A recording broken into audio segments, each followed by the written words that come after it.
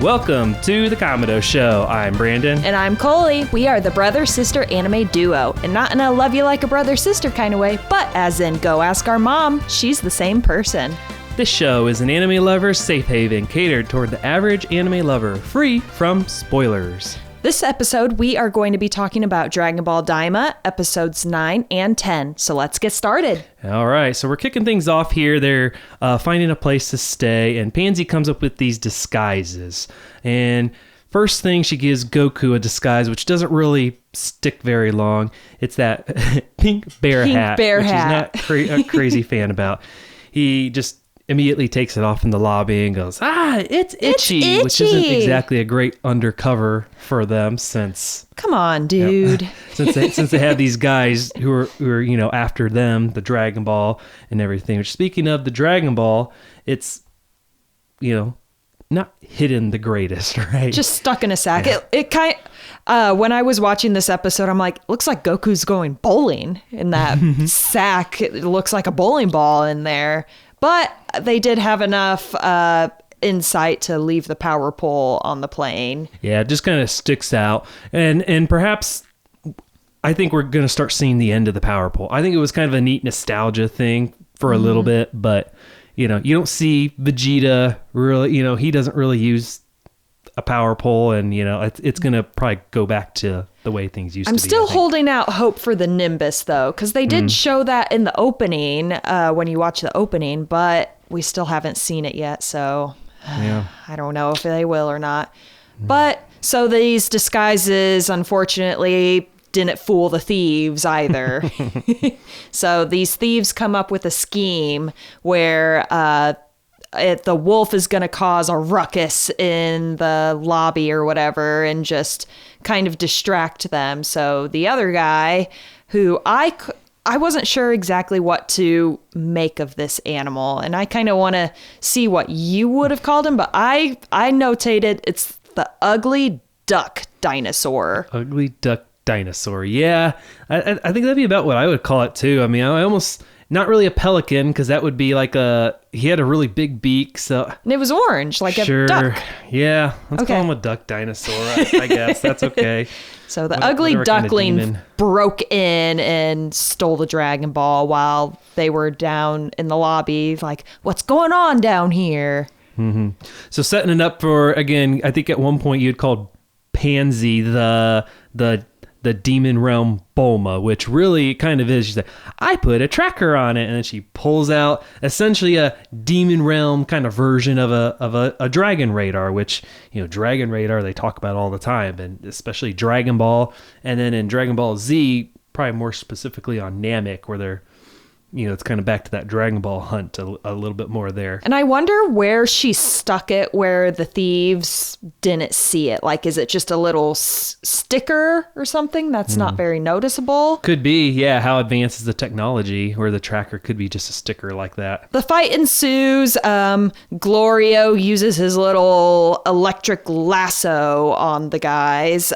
So he lassos them up and yeets them off into the distance. And they do the little twinkle star, and in my head I go, Team Rocket's blasting off again. Oh my gosh, yeah. That little ting. It even has kind of them sort of spinning off, and just kind of it's not even they try to animate it that much. It's just like kind of this 2D thing of them just spinning away like that. There were a couple of things that reminded me of Pokemon in this episode, which we'll kind of get into a little bit later. But so there was the thing where they all got together then with Vegeta and his crew. So Pansy got to meet the rest of Goku's crew, and Piccolo was there, which she had never seen a Namekian before. So I had done some research on this about kind of Namekians in general. So the old Namekian, I call him the OG Namekian, Neva, from the earlier episodes, is the only remaining Namekian left in the demon realm. basically he had to stay behind to protect the Dragon Balls that he created for this world. So all of the Namekians originated from the second demon world, but most Namekians left due to being enslaved by the Supreme Demon Kings.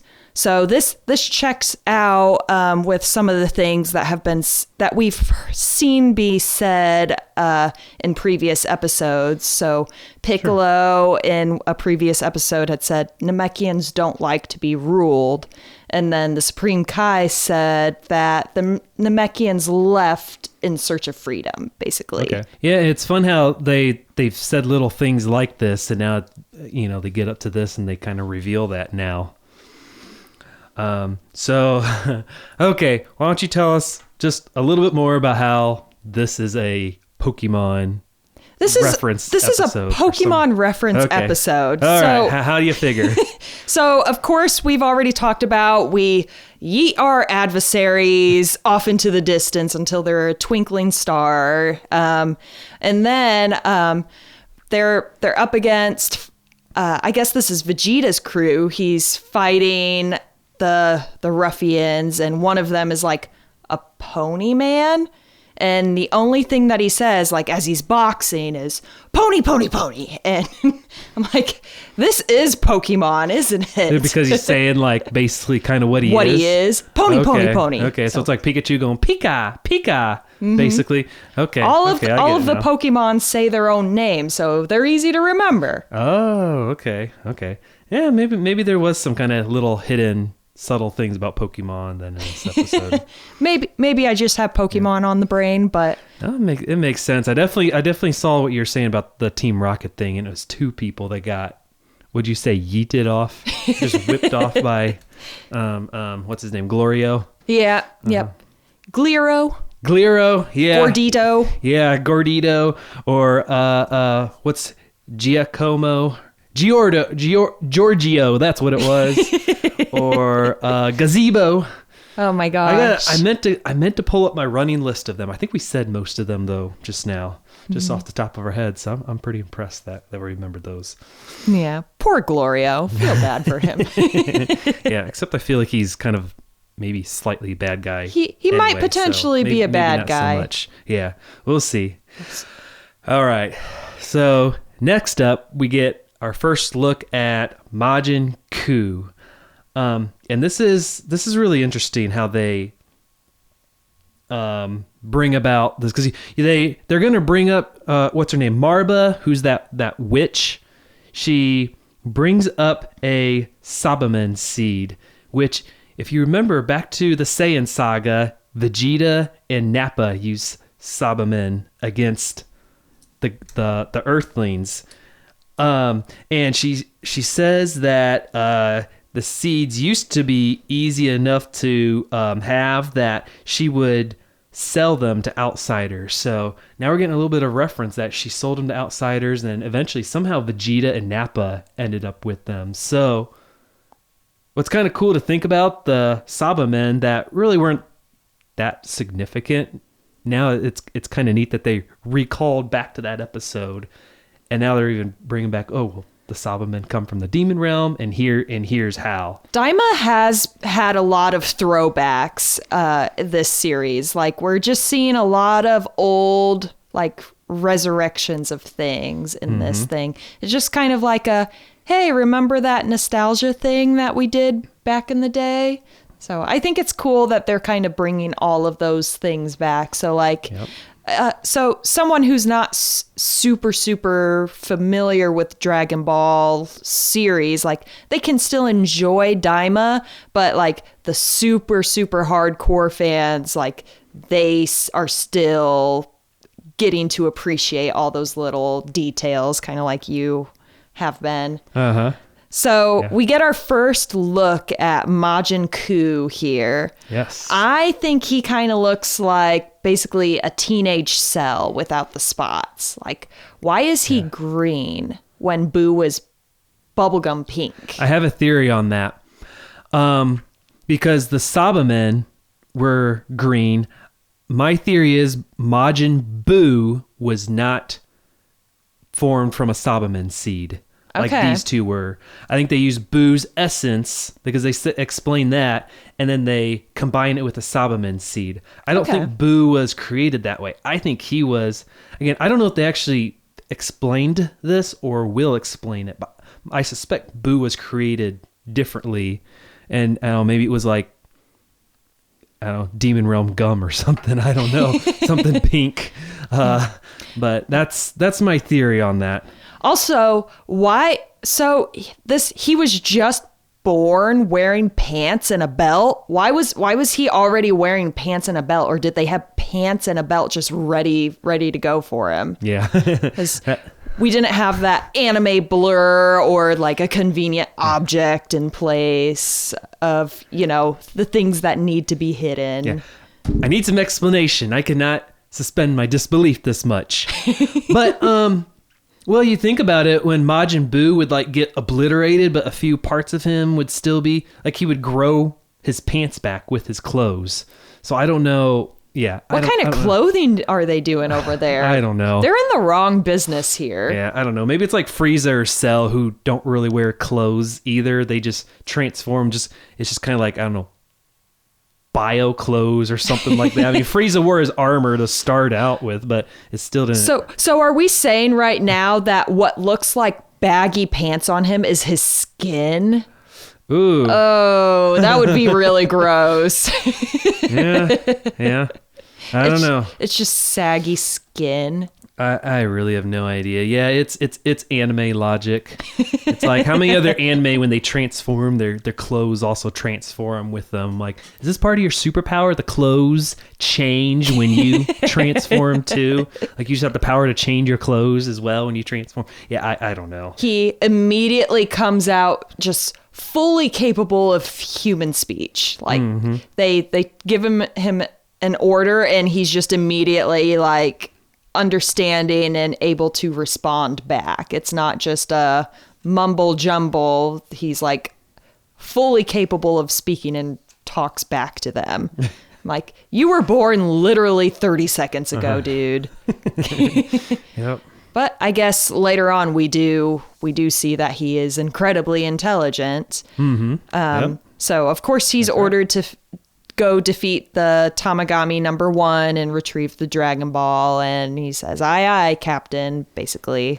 And of course that doesn't go so well for him. So, back to the drawing board, at least for the bad guys, right? There was a really funny exchange here between Vegeta and the driver that goes on. So we're back to flying over in the plane with Vegeta's crew, and Bulma is just kind of being Bulma, and the driver's like, "Will you be my girlfriend?"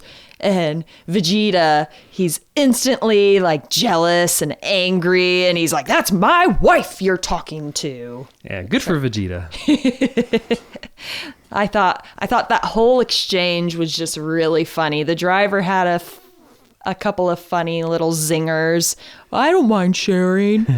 Your husband has a really goofy looking haircut." And then they're kind of talking about like their age. Bulma's like, "Oh, it would be nice to stay young for a little while longer." Absolutely not. Vegeta, of course. "You must be a boob man." Logical conclusion from the driver, I guess. But well, the tale as old as time. We found out Vegeta's type, apparently. So do you think Goku would have been the same way as Vegeta then? I don't think he would have reacted as strongly. I don't know if he would have been jealous at all. He would have just been like, "What do you mean? She's my friend too," kind of. Or Yeah, just say something like it right over his head. Goku's not exactly the romantic type, or even understand a lot of. He doesn't even know how they had children, apparently. Yeah. And what is it in Super? He's like asking a question about kissing, and yeah, you remember that part? Yes, Vegeta's like, "Goku, you're married. What married. do you mean? You have kids." Oh man. Okay, so a question for you, and then we'll kick it off to the audience. Okay. So Boma admires her youthful skin as she's looking through the mirror and admits that she wouldn't mind staying a child for just a little bit longer. So if you could become young again, but you had to start at the age of 6 or 7, would you do it? So do the people around me also, like, do their ages go down too? Like, I hadn't thought of that. because like if it's just me and like, how would that work with your spouse? That's a good question. Okay, so let's put ourselves in the character shoes. So okay, sure, all the people around you, yes, also are the same age as you. So we'll make the scenario match like Daima here. Okay.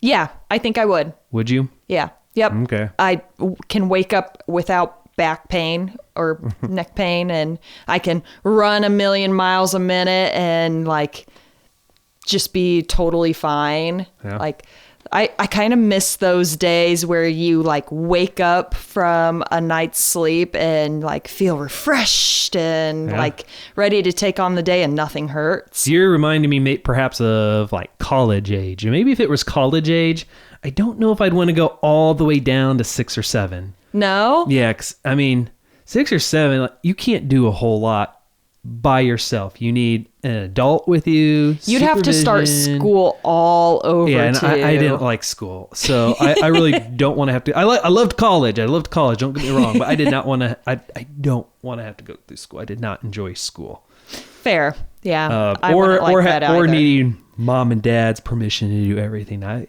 just. But do just you more also free. retain all of the information that you have now? Like, do you still have your probably. adult brain and your I'd say child yes, body? since that's the case here in this episode. Yeah, I'd say yes. Okay.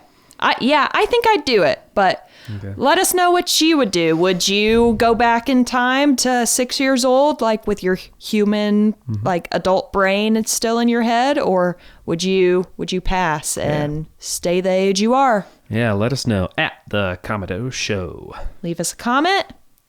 Yep. We want to hear. All right, so moving on, we have Majin Kuu's battle with the Tamagami, which we kind of talked about a little bit. Kuu just doesn't like seem very strong, right?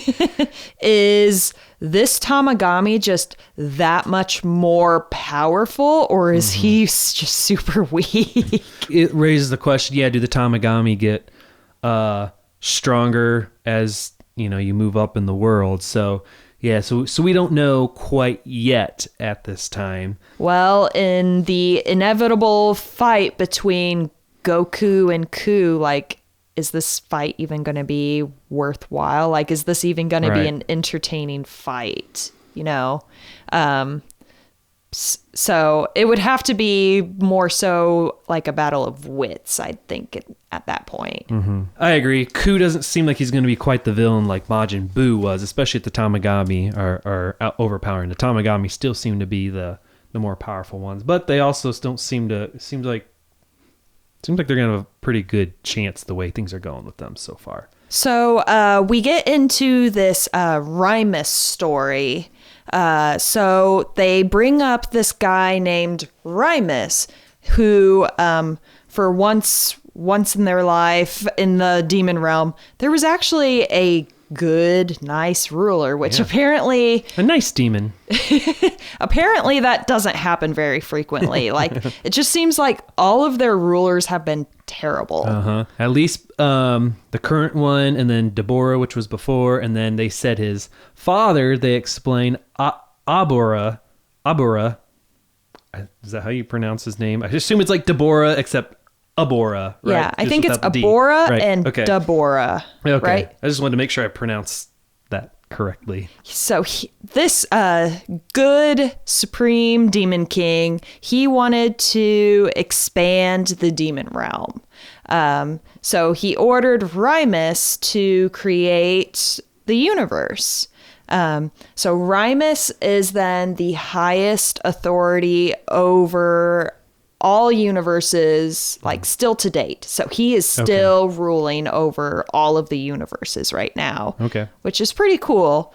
So Rimus then, he designated all of the Glens that we see now. So like the Supreme Kai and is it Kamado? Oh yeah. So those guys basically to oversee all of the Majin settlers as they're kind of sprinkling out throughout the universe to kind of just start up their own areas. Yeah. He says like the Glens settled on a planet near Rymus in case they were called upon. And this kind of reminds, because you see a lot of the I guess Glens. I was going to say Supreme Kais, but I'm like, no, Glens. You see the Glens, kind of a shot of all of them. And I remembered when we first saw them in Dragon Ball Z, you see Majin Buu going and attacking them, basically taking them all out. So I wonder if about that point where they settled at, if that was where we see them in Dragon Ball Z, where Majin Buu is going and attacking them and then, absorbing them basically. And to the point he absorbs the really fat one, and then he essentially kind of takes that on and then becomes a weaker Buu for a while. Then I don't know, that was, again, I'm not saying that, I'm asking that if that's about kind of where Dragon Ball Z picked up, when, because it went a while back where Majin Buu attacked all them, and then for whatever reason then he went into like this hibernation or was in this egg, and whereas then they bring him back then in Dragon Ball Z. So anyway, I'm not really like saying that, I'm just kind of asking questions if that's where that kind of picked up there. So then I guess all of the glint trees in the demon realm, then they're talking about kind of the story that all of the glint trees in the demon realm had died. So then no more Supreme Kais will be able to be born, at least in the demon realm. But are there other Glin trees anywhere else? I don't know. Yeah, because I was wondering about that. I was wondering if they're going to do something where they can bring their race back somehow. Because, yeah, it just seems really sad where the Glin trees are all gone. And, I mean, is there any way to basically bring back a Glin tree, or is that done for? Or can they make a wish maybe to? That's a good that way idea. Their race can continue on, even though really they idea. I guess seem to last forever. So with the demon realm Dragon Ball, they can only make one wish. Oh, is that right? Oh, okay. I think in the very beginning, when they came to Earth, they were like, "Oh, we'll be able to make 3 wishes," which was unusual for them with like their demon realms. Okay. But has anyone been able to achieve gathering all of the demon Dragon Balls? Right. I don't think they have. I think didn't they say no one's ever done that, because didn't Neva at some point say, well, no, because he said people were misusing them. Did they misuse them, or were they wanting to misuse them? And then he created the Tamagami. Oh, I think they maybe were. Okay. I'd have to go back and check on that, but I think yes, that we were needing to protect the Dragon Balls from these bad people, because they were making bad wishes and causing terrible things to happen, which I wonder if that's why the demon realm is like so kind of run down, I guess I'd say. Like, at least like the third demon realm that we've seen so far is pretty run down. Yeah, like the Dragon Balls had gotten into the hands of some bad people, and then they made bad wishes, and like, lo and behold, here we are. Mm-hmm. Yeah, and I mean, you could tell when they first get into like the second demon world, they just seem kind of like so happy, carefree. Oh, it's so much lighter here. And like Pansy, for example, she had said something that indicated like, oh, this is so nice even. But yeah, perhaps the Dragon Balls were misused some way to sort of I don't know, maybe get people into power or whatnot. I don't know. So then I guess then my question is, so they have to use the Dragon Ball. They can't, I guess that kills the idea of them being able to wish to be able to get a Glintree back. Because they have to use the wish to rescue Dende, basically. Right, yeah, right? and make them grow up.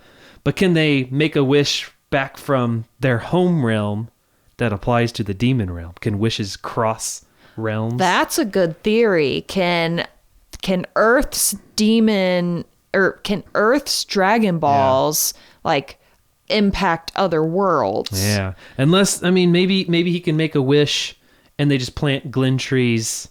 Can they plant somewhere on Earth or somewhere on not Earth, but in their universe or their realm? I'm sorry, but their why realm. not on Earth? Can they plant the Glintrees on Earth? Well, I guess they could do that on Earth. I just thought they'd maybe do a different planet or wherever Supreme Kai is kicking around now these days. Oh yeah. Does he still have his own planet, or was that destroyed when they beat Majin Buu? I don't remember.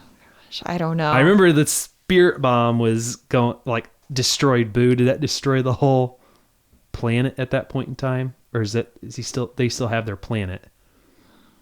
I think they still have the planet. Know. I think Goku was able to kind of throw the Spirit Bomb in a way that it got Buu but didn't destroy the planet, I think. Okay. If I remember right. So anyway, whatever that planet is, perhaps that they settled in, because I don't think that planet was ever destroyed. Okay. Going back to what we were talking about earlier. Okay. Yeah. I don't know. But yeah, no, I just like to see, I just kind of feel bad, because Majin Buu killed pretty much all the Glins, except for really just Supreme Kai left, or Nahare, and then the Elder Kai, which we don't really know his name. That's about it, isn't it? Aren't all the Glins pretty much gone? There's his two siblings in the demon realm, right? Yeah, Dr. Arinsu and Degasu. Yeah. So I wonder, because both of them seem like bad guys in their own route, you know? Like, they both seem like bad guys at the time. Like, at the end of the series, do you think either of them will have a change of heart and, like, want to be good guys at some point? Like, if you had to pick between Dr. Arinsu and Degasu, which one do you pick that's gonna change their mind and become a good guy? Oh boy, have a Piccolo effect. Can I say both? You think both of them Yeah, will? because I think they'll all want to become like a happy family again. I mean, they'll still have a dark side to them, but yeah, I don't know. What do you think? Gosh, that's so funny, because Degasu like hates both of his siblings so much, and like he just despises the Supreme Kai. So I find it hard to believe that like he would be willing to like set his differences aside with his brother. I mean, I could see him maybe coming to terms with his sister, but I don't know. I'm still wondering if they'll be able to change Dr. Arinsu's mind, because she just wants to be rid of Goma, basically. I feel she kind of just wants to be rid of Goma, and she's using her new like Buu experiment to get rid of him. Hopefully is kind of what I'm theorizing, that she's just trying to get rid of Goma. So she's creating these different Buus in order to get the Dragon Balls so she can be rid of him. That makes sense. Okay, so I guess we'll agree that she's probably the most likely one of the two then. Okay. All right. Fair deal. Sounds good. How does this episode end then? We see Neva, who we've been calling the OG Namekian. I also call kind of the Kami twin, even though he's much, much older than Kami. So he enters the scene and kind of indicating that we're going to kick it off next episode with him, seeing him in that scene. So a good chance we'll see him in the next episode of Daima, as well as we'll talk about him most likely in the next episode of our podcast. So that's all for today's episode of The Kamado Show. I'm Brandon. And I'm Coley. Thanks for tuning in. Don't be a Kamadope. Like and subscribe to our channel for more anime fun with your favorite brother-sister anime duo. Now, new episodes come out weekly, so let us know what you'd like us to talk about or if you'd like to be a guest on the show. And we will see you next time on The Kamado Show.